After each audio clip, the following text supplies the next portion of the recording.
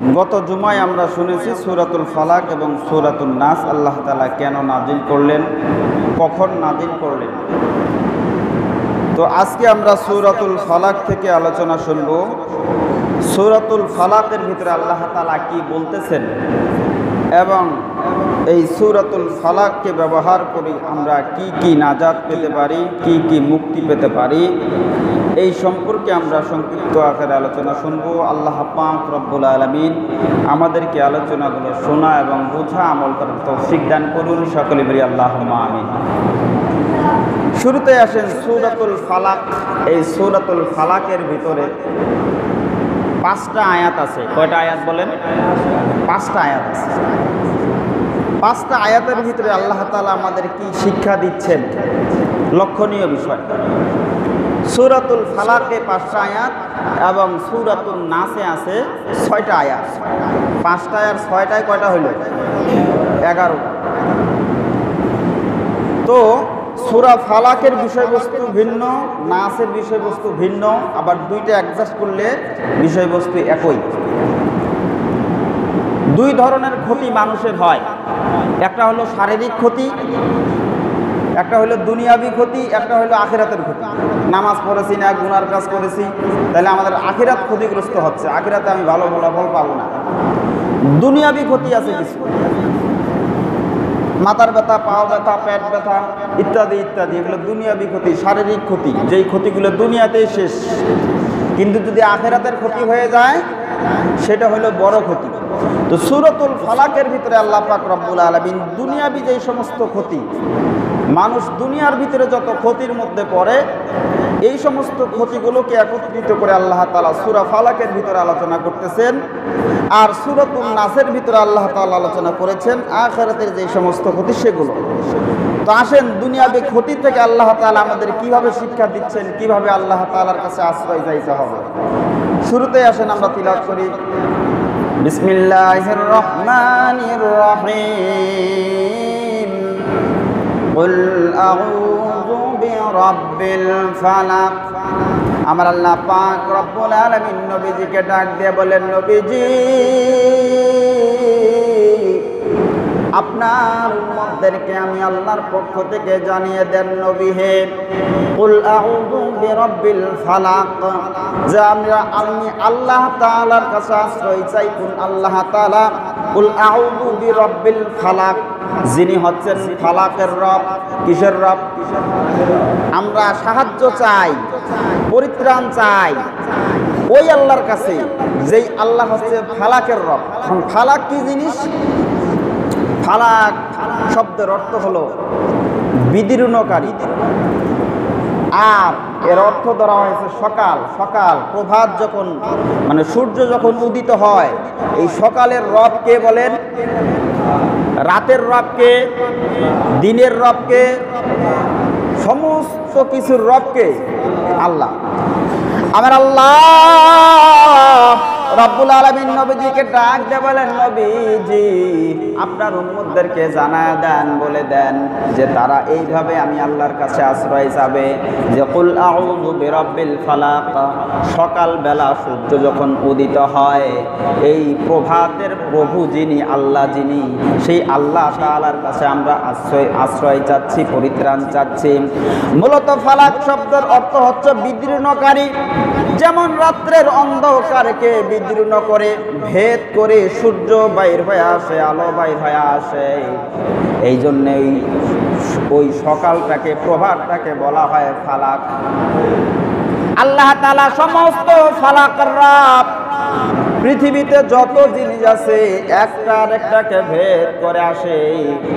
মায়ের গর্ভে সন্তান থাকে, সন্তান মায়ের গর্ভকে ভেদ করে দুনিয়াতে আসে, সেই মায়ের গর্ভের মালিক আমার আল্লাহ। সুবহানাল্লাহ বলেন। ছোট একটা বীজ দাঁতে দিয়ে চাবানো যায় না, দাঁত ভেঙে যাবে। এমন একটা মজবুত বীজ আপনি জমিনে বপন করলেন, ওই বীজটাকে ভেদ করে ওই বীজ থেকে মহান আল্লাহ পাক রব্বুল আলামিন সুন্দর নরম কচি একটা গাছ ওই বীজ থেকে আল্লাহ তাআলা বাহির করে দেন। সুবহানাল্লাহ বলে। তাহলে মোট কথা পৃথিবীতে যত জিনিস আছে একটাকে আর একটা ভেদ করে আসে। ডিমকে ভেদ করে ডিমের বাচ্চা হয়, ডিমের ভিতর থেকে বাচ্চা বাইর হয়ে আসে। মূলত যত বিদীর্ণকারী যত ভেদ হয়ে জিনিস বাইর হয়ে আসে, সমস্ত জিনিসের রব হচ্ছেন মহান আল্লাহ। সুবহানাল্লাহ বলেন। এই জন্য ফালাক শব্দ আল্লাহ ব্যবহার করলেন। কুল আউযু বিরাব্বিল ফালাক। নবীজি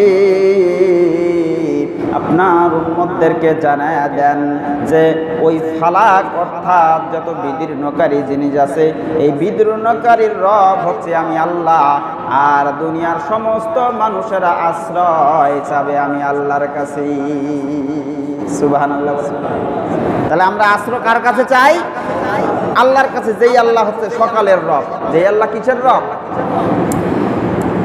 1 নম্বর আয়াত। 2 নম্বর আয়াত দেখেন, আল্লাহ তাআলা 1 নম্বর কথা বললেন যে আমরা সকালের রবের কাছে আশ্রয় চাই। এটা আল্লাহ শিখাই দিলেন।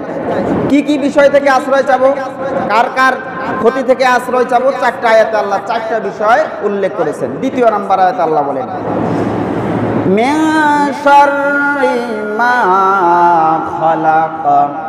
মিন মানে থেকে, শার মানে খারাপ, শার মানে কি খারাপ। মিন শাররি মা খালাক, যত খারাপই আছে। খালাক শব্দের অর্থ হচ্ছে মাখলুক। খালাক শব্দের অর্থ কি? মাখলুক। আল্লাহ তাআলা পৃথিবীতে যত জিনিস সৃষ্টি করেছেন, যত মাখলুক সৃষ্টি করেছেন, এই সমস্ত মাখলুকের ক্ষতি থেকে আল্লাহ পাক রব্বুল আলামিন বললেন যে এই সমস্ত জিনিস থেকে তোমরা আমার কাছে কি চাও? আশ্রয় চাও। মাখলুকের ভিতরে সাপ, বিচ্ছু, তারপরে বাঘ, ভাল্লুক যা আছে সব আল্লাহ তাআলার মাখলুক। সাপ যদি ছবল দেয় ক্ষতি হবে না লাভ হবে? কথা বলেন না যে। আল্লাহ পাক রব্বুল আলামিন এই পৃথিবীতে যত মাখলুকাত সৃষ্টি করেছেন, আমাদের নজরে দেখা যায় জিনিসটা ক্ষতিকর। সাপ মানুষের ক্ষতি করে, বোঝা যায় যে সাপ ক্ষতিকর জিনিস। আল্লাহ তাআলা এটা সৃষ্টি না করলেও পারতেন। হিংস্র প্রাণী সাপ, বিচ্ছু, বিচ্ছু মানুষের ক্ষতি করে, জোক মানুষের ক্ষতি করে। এই ধরনের যত ক্ষতিকর জিনিস আছে আপনার আমার ব্রেনটে ধরে, যে সমস্ত জিনিসকে আল্লাহ পাক রব্বুল আলামিন সৃষ্টি না করলেও পারতেন, কিন্তু আমার আল্লাহ তাআলার একটা সৃষ্টিও অযথা সৃষ্টি করেন নাই। প্রত্যেকটা সৃষ্টির ভিতরে আমার আল্লাহর অনেক রহস্য এবং হিকমত লুকিয়ে আছে। জোরে কোন সুবহানাল্লাহ। বর্তমানে সাপের খামার করে সাপের বিষ বিক্রি করতেছে, মিলিয়ন বিলিয়ন ডলার কামাই করতেছে, এবং সেই সাপের বিষ থেকে মানুষের অ্যান্টিবায়োটিক তৈরি করতেছে, ভালো কাজে লাগাচ্ছে। সুবহানাল্লাহ বল। তাহলে যেই মাখলুক আমরা দেখি যে আল্লাহ তাআলা এটা মনে হাঁকাও বানাইছে, না, এই মাখলুকের বানানোর পিছনেও আল্লাহ তাআলার অনেক রহস্য রয়েছে। সুবহানাল্লাহ বল। তাহলে যত মাখলুক আছে, কুকুর বলেন, শিয়াল বলেন, ফজরের নামাজ পড়তে আসতেছেন, কুকুর কামড়াইতে পারে, 10-12টা কুকুর শুয়ে আছে, অথবা আপনাকে শৃগাল আক্রমণ করতে পারে। আল্লাহ পাক রব্বুল আলামিন এই 2য় আয়াতে বলে দিচ্ছেন যত মাখলুকের ক্ষতি আছে, যত মাখলুকের ক্ষতি আছে, সমস্ত মাখলুকের ক্ষতি থেকে তোমরা আমি আল্লাহর কাছে আশ্রয় চাও। সুবহানাল্লাহ বলেন। তাহলে যদি দুনিয়ার যত ক্ষতি আছে, যত মাখলুকের ক্ষতি আছে, সেই ক্ষতি থেকে যদি আমরা পরিত্রাণ পাইতে চাই, তাহলে সূরা ফালাকের 2 নম্বর আয়াত আমাদের পড়ার দরকার আছে না নাই? 3 নম্বর আয়াতে আল্লাহ তাআলা বলেন ওয়ামিন শাররি গাসিকিন ইযা ওয়াকাব। 3 নম্বর আয়াতে আল্লাহ তাআলা বলেন যখন রাত্র গভীর হয়ে যায়, কালো অন্ধকার রাত হয়ে যায়, রাত্রের অন্ধকারটা যখন কালো গাঢ় হয়ে যায়, এই রাত্রির বেলায় যত ক্ষতি হয়, এই রাত্রির সমস্ত ক্ষতি থেকে তোমরা আমি আল্লাহর কাছে পরিত্রাণ চাও। সুবহানাল্লাহ বলেন দেখি, রাত যত গভীর হয়, এই রাত্রের ভিতরে অন্যায় কাজ তত বেশি। চোর চুরি করে জ্যোৎস্না রাইতো, হ্যাঁ না? যখন অন্ধকার গাঢ় কালো হয়ে যায়, অমাবস্যা রাত, তখন চোরে কি করে? চুরি করে।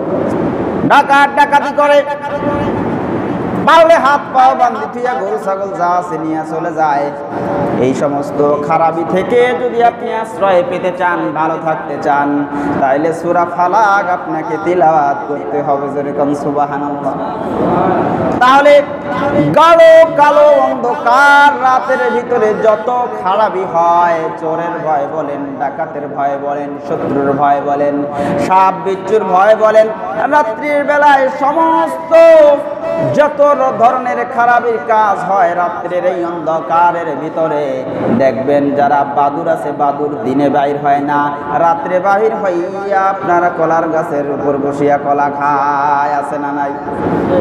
তাহলে রাত্রের যত ক্ষতি আছে, অন্ধকার রাত্রের যত ক্ষতি আছে, এই সমস্ত ক্ষতি থেকে আমরা আল্লাহ তাআলার কাছে পানা চাবো। আল্লাহ শিখায়া দেন, বলেন দেখি, এই ঘন কালো অন্ধকার রাত অর্থাৎ আমাবস্যার রাত যখন আসে, তখন বিভিন্ন ধরনের কবিরাজরা যারা কুফরি করে, এই রাত্রে একজন আরেকজনকে বান মারে। কি বুঝলেন? আমাদের ভাষায় বান মারা, কোরআনের ভাষায় হলো জাদু করা। কি করা? জাদু করা। আল্লাহ এটা দিয়ে দিলেন যে ওই রাত যখন অন্ধকার, কালো ঘুটঘুটা অন্ধকার হয়, এই রাতে যারা কুফরি করে, যারা অন্যের ক্ষতি করে, তারা এই রাত্রে একে অন্যকে কি করে? ক্ষতি করে। তো যদি আপনি সূরা ফালাক তেলাওয়াত করতে পারেন, আপনার শত্রু যতই আপনাকে বান মারুক আর জাদু করুক, সূরা ফালাক তেলাওয়াত করবেন আর সূরা ফালাকের আমল করবেন, কোনো বান জাদু আপনার আর কোনো কাজ করবে না, আপনার কোনো ক্ষতি করতে পারবে না। যেরকম সুবহানাল্লাহ। তারপরে আসেন আল্লাহ তাআলা বলেন, ওয়া মিন শাররিন নাফাসাতি ফিল উকাদ। আল্লাহ পাক রব্বুল আলামিন 3 নাম্বার অপশনে গিয়ে বলতেছে, মিন শাররিন নাফাসাতি ফিল উকাদ, এবং ওই সমস্ত মহিলা জাদুকারিনী, মহিলা জাদুকারিনী, জাদু তো পুরুষও করে, মহিলাও করে, কিন্তু এখানে মহিলার কথা কেন বললো? মহিলার কথা বলার কারণ হলো, যদি কোনো মহিলা জাদু করে, সেই জাদুটা বেশি খাটে। মহিলার রূপ দেখিয়া যেমন পুরুষেরা পাগল হয়ে যায়, আকৃষ্ট করে, এরকম মহিলারা যদি জাদু করে, তাহলে মহিলাদের জাদু পুরুষের জাদুর চেয়ে বেশি ইফেক্ট করে। ওই যে নবীজিকে জাদু করেছিল লাবিব ইবনুল আসাম, তাফসীরের কিতাবে পাওয়া যায়, সে নিজে না করে তার মেয়েদের দ্বারাই করাইছে, যাতে জাদুটা তাড়াতাড়ি খাটে। এই জন্য আল্লাহ পাক রব্বুল আলামিন এখানে স্ত্রীবাচক শব্দ ব্যবহার করেছেন, অমিন শাররিন নাফাসাতি ফিল উকাদ, যে ওই সমস্ত মহিলা জাদুকরিনীর খারাপি থেকে আশ্রয় চাই, যারা রাত্রির বেলায় তারা কি করে? ফু দেয়। নাফাসাত মানে ফু দেয়া, ওকত মানে গিঠো।